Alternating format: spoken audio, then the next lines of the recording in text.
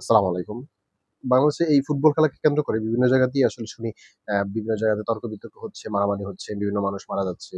তো এইটা আসলে কেন হচ্ছে বিশেষ করে যারা একটু উম দুর্বল মানসিকতার, যারা একটু উগ্র টাইপের তাদেরই এই কাজটা পসিবল। তাছাড়া পসিবল না। কারণ খেলাধুলা হচ্ছে একটা অন্য ধরনের বিষয়। এটাকে ফিল করতে হবে মজা করার উদ্দেশ্যে। বাট এটা নিয়ে ঝগড়াঝাটি করা যাবে না।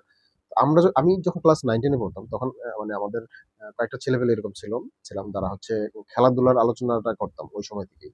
ক্রিকেট হোক, ফুটবল হোক, বিশেষ করে ফুটবলটা বেশি করা হতো। তো আমরা হচ্ছে বিভিন্ন বিষয় নিয়ে তর্ক করতাম। বিভিন্ন বিষয় নিয়েও আসলে ওই সময় আমাদের যতটুকু নলেজ ছিল, ফুটবল থেকে শুরু করে, ক্রিকেট থেকে শুরু করে একজন একেক সাপোর্টার ছিল।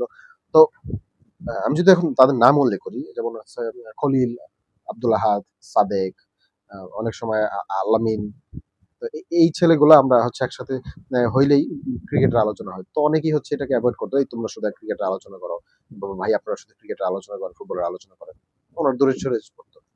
তো আমরা কখনো আসলে নিজেদের মধ্যে ঝগড়াঝাটি করি নাই, মারামারি করি নাই। কিন্তু এখন দেখতেছি বিভিন্ন জায়গাতে নিউজ পাচ্ছি যে এই ধরনের খেলাধুলা নিয়ে একসাথে দেখতে বসলেই একজন আরেকজনকে কথা বলতেছে, কটু কথা বলতেছে। তাতে করে ঝগড়াঝাটি হচ্ছে।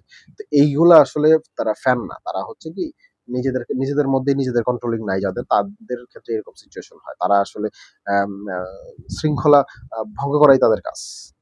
তাদের ফুটবল সম্পর্কে যথেষ্ট নলেজ নাই, ক্রিকেট সম্পর্কে যথেষ্ট নলেজ নাই। কথা কি বলবে? একটা কথা বলার পর তো আবার রিপিট আরেকটা কথার জবাব দিতে হবে। তার ওই দলের সাপোর্ট হিসেবে একটা কথা বলতে হবে।